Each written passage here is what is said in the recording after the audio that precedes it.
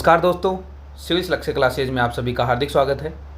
आज हम नगरपालिका अधिनियम के तहत धारा 70 की बात करेंगे, जिसका नाम है भूमि का अनिवार्य अर्जन।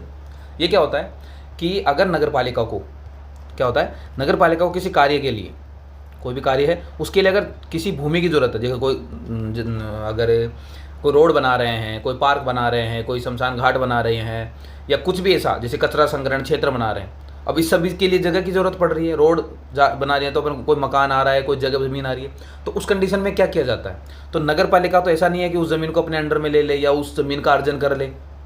तो उस कंडीशन में क्या किया जाता है, राज्य सरकार से अनुरोध किया जाता है। किसके द्वारा? नगर पालिका। तो नगर पालिका क्या करती है, राज्य सरकार को अपना एक लेटर लिख के भेजती है कि भाई हमको किसी काम के लिए भूमि चाहिए, और वो काम बता देते हैं भाई नगर पालिका के अंदर हो चाहे वो ज़मीन, नगर पालिका के बाहर हो चाहे वो, ठीक है। तो क्या होता है, राज्य सरकार फिर भूमि अर्जन अधिनियम के तहत, जो पुराना वाला एक्ट था वो तो 1894 का था, उसके बाद नया एक्ट आया 2013, उसके तहत क्या करती है, 2013 वाले के तहत नगर पालिका उस भूमि को अर्जन करती है, अर्जित करने के बाद उसे नगर पालिका को ट्रांसफर करती है। अर्जित संपत्ति नगर पालिका को देती है, और नगर पालिका जो भी खर्चा हुआ था वो, यानी जो मुआवजा उनको देना है वो देना है, साथ में प्रभार जो भी खर्चा हुआ था वो, उनका सबका पेमेंट राज्य सरकार को खुद से करती है, ठीक है। तो एक बार वापस समझाता हूँ मामला क्या है। कुछ नहीं, सिंपल है। पर नगर पालिका है, उसको किसी कार्य के लिए ज़मीन की ज़रूरत है।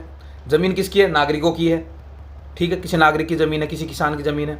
तो क्या होगा, नगर पालिका पहले स्टेट गवर्नमेंट को क्या लिखती है, एक लेटर लिखती है कि भाई हमें इस प्रकार की ज़मीन इस काम के लिए इस पर्सन से चाहिए।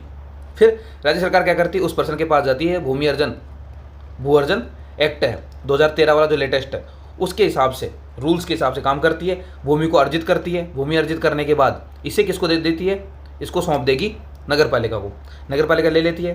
नगर पालिका लेने के बाद स्टेट गवर्नमेंट को उसके बदले में क्या, भूमि के बदले उसने पैसे दिए होंगे, मुआवजा दिया होगा किसान को, या फिर जो भी कमर्शियल लैंड है या कुछ भी है तो उसका मुआवजा है वो देता है। साथ में राज्य सरकार का खर्चा भी होगा इस सारी प्रोसेस के अंदर, तो वो खर्चा यानी जो प्रभार है वो भी नगर पालिका के द्वारा राज्य सरकार को सौंपा जाता है। तो ये होता है पूरा भूमि का अनिवार्य अर्जन, धारा 70। आगे समझ में?